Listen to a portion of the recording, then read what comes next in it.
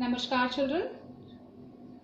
So in the continuation of chapter number 3, private, public and global enterprises, today we are going to see that in the previous class I have already told you about that the Indian economy is a mixed economy as it consists of both privately owned and government owned business enterprises.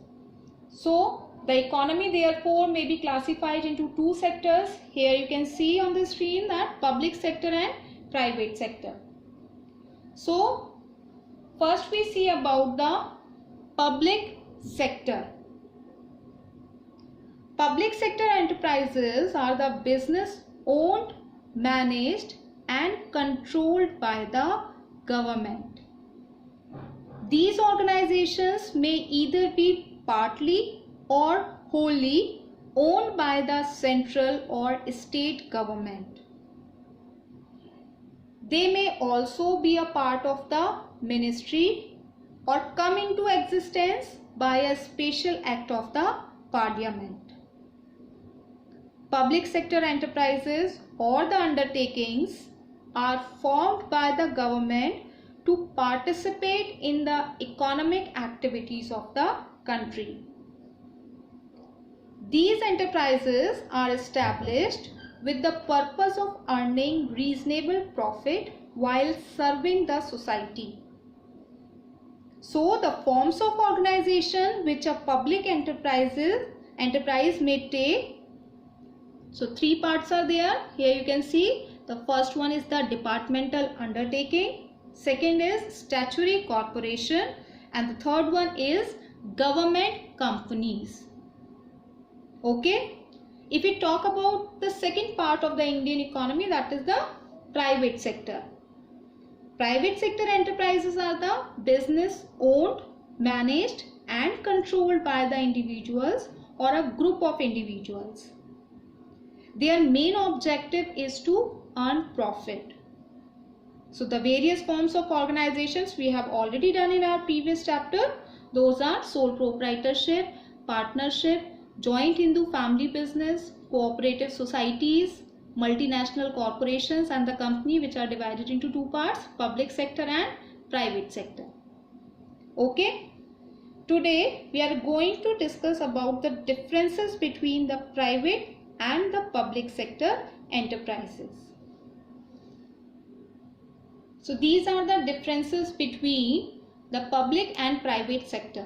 There is a comparison. Some of the bases are there. According to those bases, we compare these two. The first one is the ownership.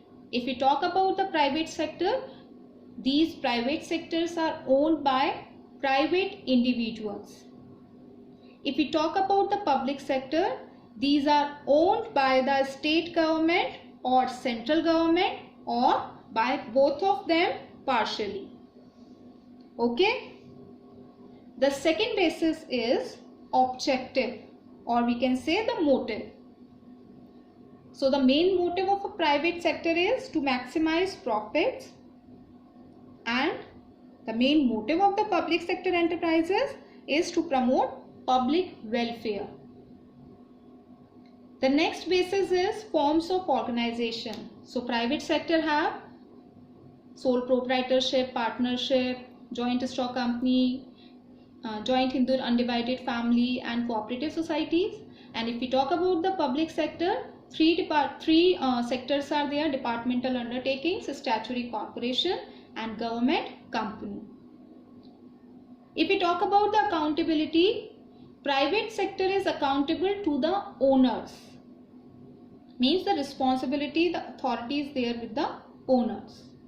But in a public sector, these public sectors are accountable to the public through parliament.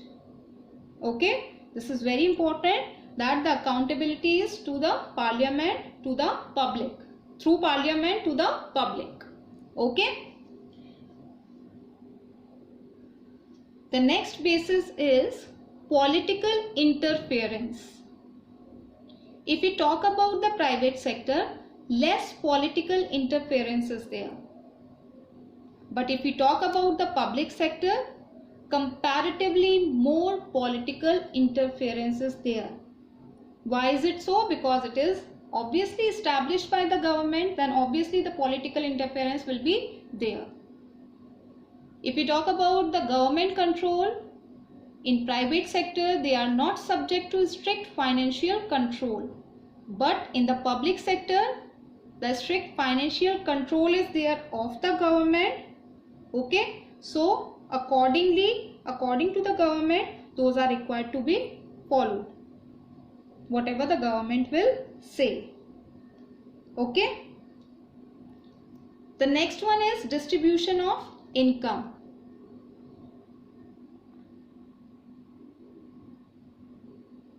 Concentration of wealth in few hands, it is there in the private sector.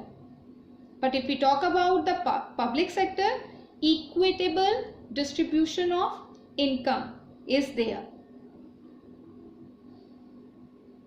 If we talk about the financial resources, a private sector have limited financial resources, less scope for expansion. But in case of a public sector enterprise, huge financial resources are there, no problem in expansion and growth. Private sector enterprises are managed by professional managers, hence efficient. But in public sector enterprises, it is generally managed by bureaucrats, hence efficient. We can say this thing.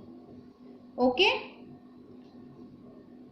So these are the bases, these are the differences between the private and the public sector. Now in the next class, we will start with the public sector enterprises. So please read the topic departmental undertaking, its features and its merits.